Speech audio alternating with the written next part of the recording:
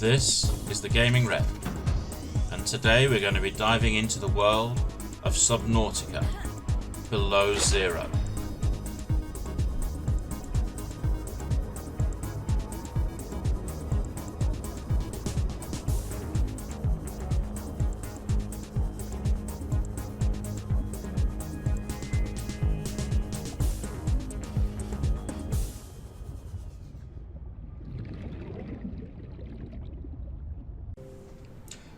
Okay guys, so in this video we're going to have a look at some of the technology that we can find on the island where we're based.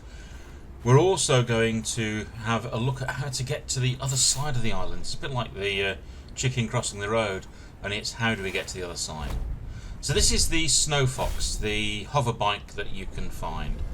It's quite simple. Basically you point it in the direction you want to go, you press forward, you turn using the mouse.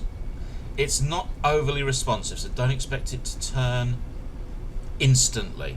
I've managed to crash it a few times, and it takes like that. It takes serious damage. One hit knocks out almost 20% of its health, so you need to be careful with it. On the bright side, once you park it back on the pad, the landing pad for it by my base, it will repair and recharge itself, so thankfully it's not a major problem. The bonus with this is obviously you can travel across the ice a lot faster, and as you can see looking at my temperature on the temperature gauge, you don't get cold, so it's great for keeping warm. The thermal vents by me just there again will keep you fairly warm, so that's a useful thing to be using. Next one's going to be the Spy Penglings. If you see one of those little control boxes with a flashy light next to it, that means this is somewhere that a Pengling can explore. So pop it on the floor, move, get the remote control and right click, and then you've got control of the Pengling. And again, controls are quite simple. WASD for moving. You can use E to exit out of it, but just bear in mind if you do that with a Pengling too far away, you probably won't get control of it again. And Q to self-destruct, so you can actually move it up to stuff and blow it up. Not necessarily the best of options, but you know, it's there. Downside of the Pengling, it can only carry 4 items at a time. So if you're trying to clear out an area like this that's got more than that, you need to make several trips. They're quite natty little devices. They'll get into the small case for you.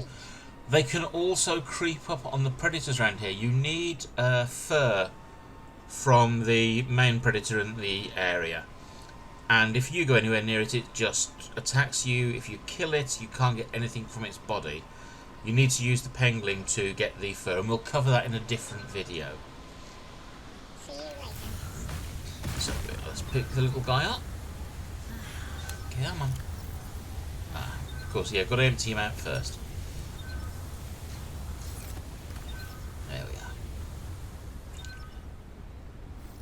Jump on the Snow Fox hoverbike, and we'll head back to the base to drop off some of my resources. And then we're going to have a look at, as I say, how we get across to the other side of the island. Now there is a bridge there, but the bridge, as you'll see when you're swimming in, if you're on the surface, is broken. So we need to try and figure out how to fix the bridge. So that's going to be one of our next missions.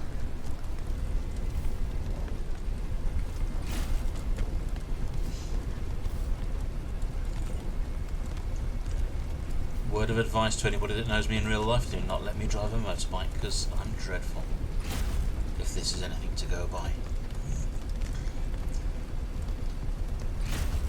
So here we go. We'll come in and crash on the hover pad. So that will now start recharging and repairing the bike. So that's a bonus. You don't have to repair it yourself. And it doesn't, I think, drain your base's power at all. I think the base does need to be powered, but it doesn't drain it.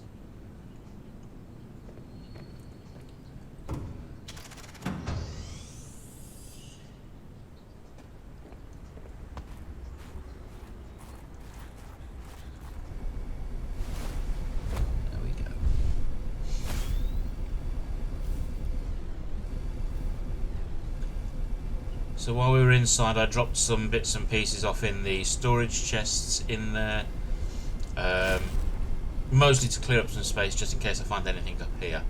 So this is the approach to the bridge, and it's nice and easy to get to. It's a straight run up really.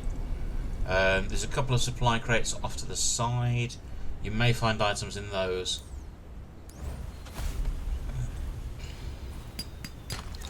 And basically what we're looking to do is find out how we can open the bridge. Now I do know there's a control panel here, but of course it's not going to be quite that easy. As you can see, there's flashing red warning lights and there's a ruptured hydraulic fluid container. So what we need to do is actually create a hydraulic fluid container, put it into there, and then we can open the bridge properly to be able to cross to the other side. I'm going to get back in the warm and actually see what the requirements are properly.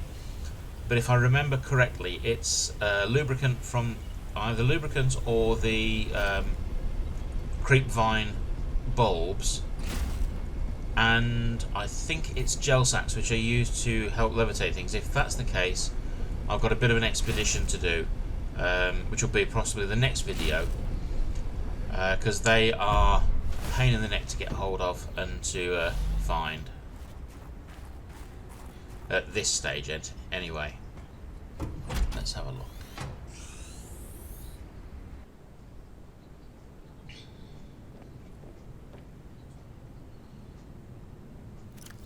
Okay, so let's go up. We're on blueprints.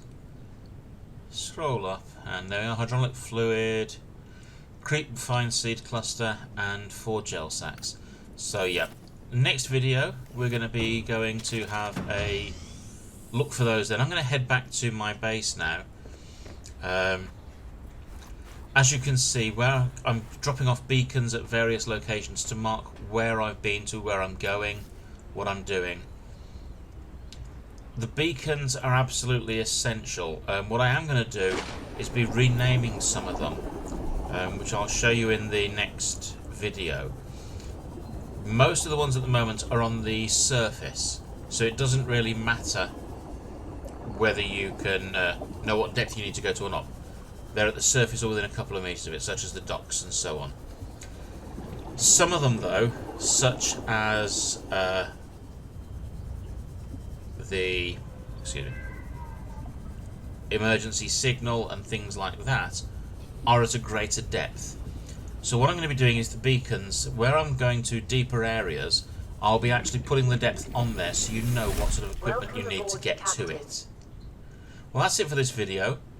Thanks very much for watching. I hope to see you in the next video when we'll be exploring a bit more of Subnautica Below Zero.